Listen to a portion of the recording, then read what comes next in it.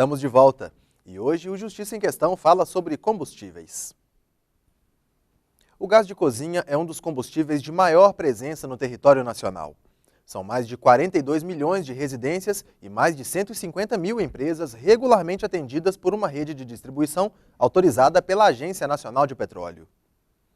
Ele não é venenoso, mas é asfixiante. Por isso, a venda e a instalação do botijão devem atender a uma série de regras. Acompanhe.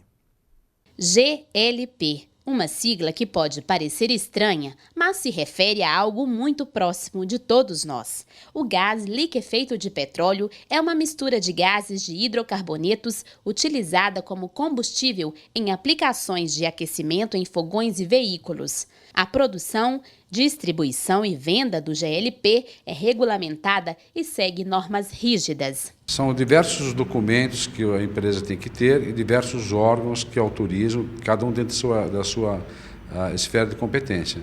A Agência Nacional do Petróleo, ela pede que a empresa tenha os alvarás da prefeitura, licença de operação, o auto vestir de corpo de bombeiros, além do cartão de CNPJ e a inscrição estadual.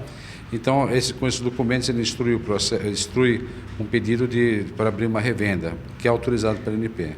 Então, a ANP ela fiscaliza o que diz respeito à sua legislação. Então, uma vez que qualquer um item que não esteja atendendo a uma determinação das nossas resoluções ou portarias, a empresa recebe um auto de infração.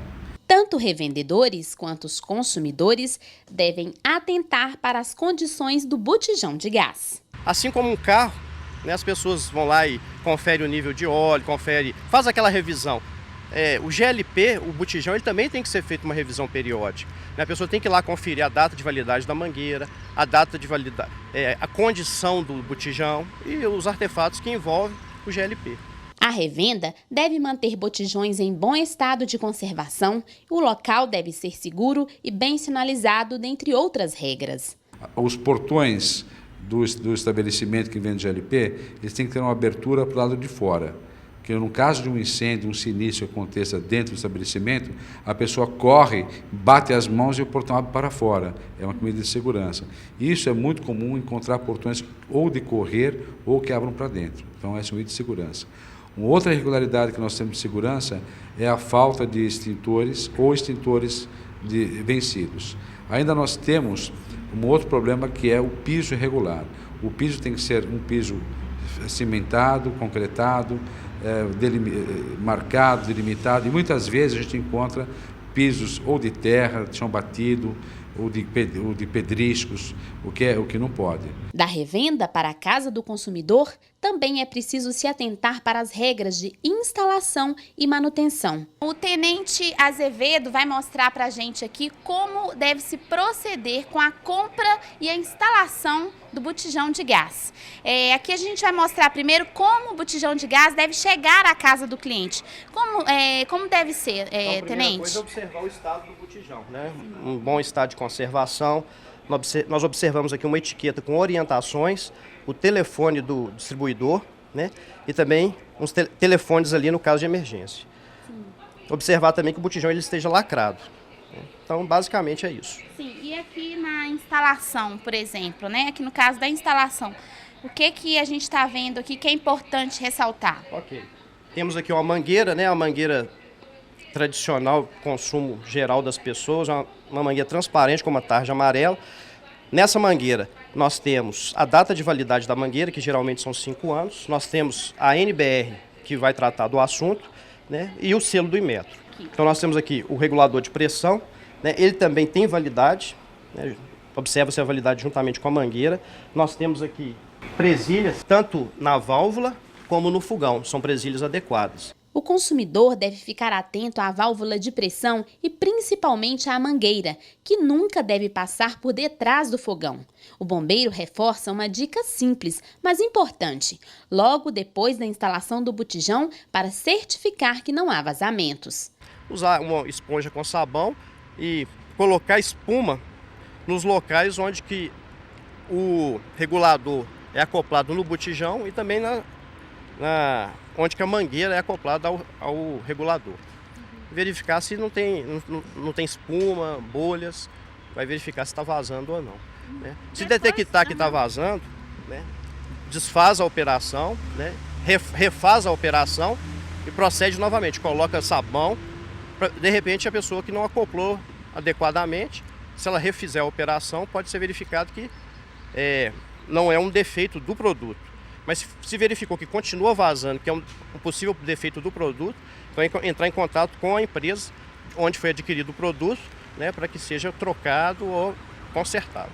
O representante da Agência Nacional do Petróleo pede que os consumidores ajudem na fiscalização e não comprem de revendedores clandestinos. Ele pode estar comprando um botijão que não está regular e também ele pode estar comprando uma quantidade menor do que deveria comprar. Olha, nós sempre divulgamos o nosso telefone do Centro de Relacionamento com os Consumidores, que é o 0800 970 0267, ou então, acessando o site da ANP, vai encontrar um link para denúncias. Lembrando que esse 0800 é um telefone que a ligação é gratuita e também não há necessidade da pessoa se identificar. O gasoduto é uma rede de tubulações que leva o gás natural das fontes produtoras até os centros consumidores. Entenda agora quais são os procedimentos que devem ser cumpridos pelas empresas interessadas na construção ou ampliação de suas tubulações. Segundo a ABAGás, Associação Brasileira das Empresas Distribuidoras de Gás Canalizado, a crise energética desencadeada pelo impacto natural do uso de fontes convencionais, como a hidrelétrica e o petróleo, tem aumentado a procura por alternativas mais viáveis, ecológicas e seguras. O gás natural tem sido uma delas. Largamente utilizado no mundo inteiro, e ele é usado desde o segmento industrial, termoelétrico, passando pelo automotivo, comercial, a parte de cogeração, até chegando nas residências, no aquecimento de banho, na cocção de alimentos. As tubulações responsáveis pelo envio de gás natural das fontes produtoras até os consumidores recebem o nome de gasoduto. Em Minas Gerais, o gasoduto, sob responsabilidade da Gasmig, Companhia de Gás de Minas Gerais, já ultrapassa 850 quilômetros de extensão. É porque é uma forma muito segura da gente atender o mercado e é um fornecimento contínuo, não precisa de haver reposição.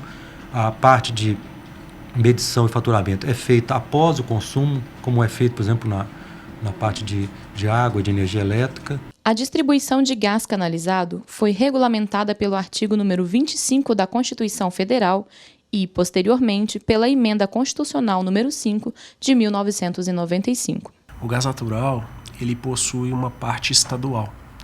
A distribuição do gás natural, ela é de titularidade dos estados, ao contrário do que acontece com a cadeia do petróleo. Os critérios adotados para a concessão dessa licença ambiental para a construção de gasodutos varia muito de acordo com a extensão do gasoduto. Os gasodutos acima de 50 km, pela legislação estadual, eles precisam de estudos de impacto ambiental, relatórios de impacto ambiental, dentre outros vários requisitos. Agora, a partir do momento que a extensão do gasoduto vai diminuindo, os critérios também diminuem, até chegar ao ponto de não precisar de licença, em gasodutos menores de 1 km, por exemplo. Com relação à compensação ambiental, o especialista comenta. Qualquer atuação humana, ela traz também as externalidades negativas. Né? E com o gasoduto, quando é construído, também não é diferente. Você tem que abrir muitas vezes vala, fazer furos direcionais. Isso traz algum impacto, sim, mas a gente acredita que as externalidades positivas, elas superam em muito as externalidades negativas. A compensação ambiental atualmente não acontece. No terceiro bloco, o Justiça em Questão fala sobre a prática de crimes em redes de distribuição de combustíveis. Voltamos em instantes.